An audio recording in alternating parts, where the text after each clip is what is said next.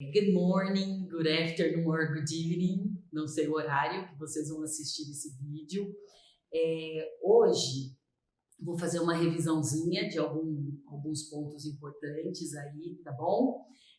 Vamos precisar usar, né, essa plataforma agora, por esse momento difícil que a gente está passando, mas vai ser breve, logo logo nós vamos estar juntos novamente.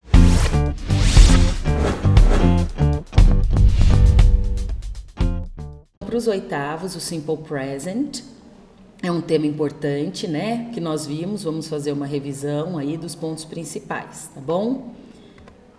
Então, primeiro, o Simple Present corresponde em português ao presente do indicativo, né? Então, o nosso tempo presente aqui. Morley lives downtown. Morley mora no centro da cidade, né? É o hábito, né? A rotina, é o que acontece, é o presente. Costumamos também usar advérbios de frequência, né? Locuções adverbiais, que são aquelas que têm mais de uma palavrinha, né? Em sentenças que estão no Simple Present, porque aí dá uma maior especificidade à ideia da frase. Olha o exemplo aí, I never work on Sundays. Esse never, nunca, no caso aí é o advérbio, né, que é muito comum aparecer no Simple Present. Mais para frente eu vou colocar para vocês aí os principais advérbios que aparecem em frases aí no Simple Present, tá?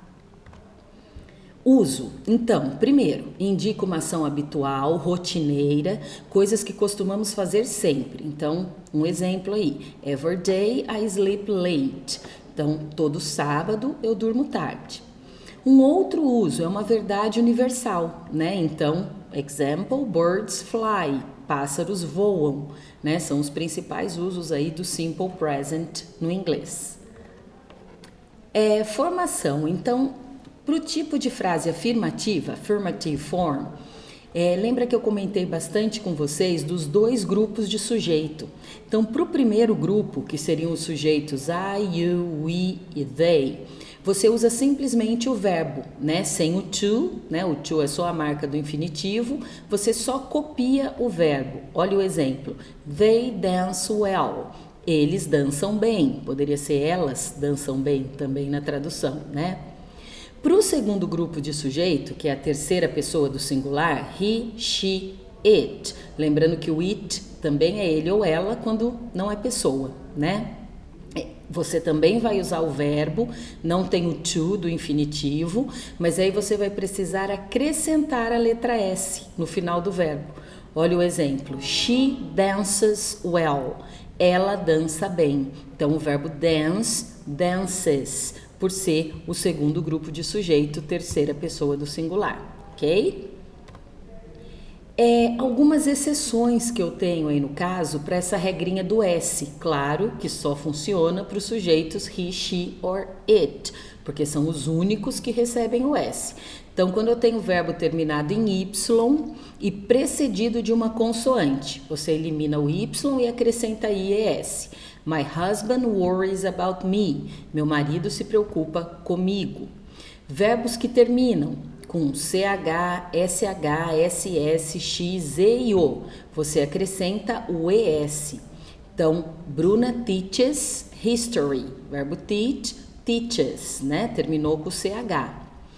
O verbo have, ele é uma exceção, né? Não existe o haves. Então, o que acontece? Ele vira has, no caso da terceira pessoa do singular. Tiago has a good job. Só reforçando uma coisinha ali lá na primeira regra, presta bastante atenção que quando você tem uma vogal antes do Y, não acontece essa troca, né? Por exemplo, se você pegar o verbo play, no caso, você só acrescenta o S, plays, né? O worry tem uma consoante antes, por isso essa troca, tá? Quando eu vou fazer uma pergunta, interrogative form, para o primeiro grupo de sujeitos, I, you e they, eu uso o auxiliar do. Ele vai vir lá antes do sujeito. Então, exemplo. Do you always see your girlfriend? Né? Você sempre vê a sua namorada, então precisei usar o do, ok? Para o segundo grupo, he, she or it, eu vou usar o auxiliar does. Exemplo. Does Amanda like mango juice? Nesse caso, não esqueça que eu não tenho S, né? Comentei com vocês em sala que é como se esse does roubasse o S do verbo, né? Então, aquela regrinha do S só vai servir na afirmativa.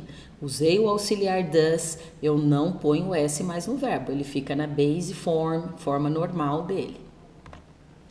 Último tipo de frase aí, negative form. Para o primeiro grupo de sujeito, vou usar o auxiliar do junto com o not, lembrando que a forma don't é sempre mais usada.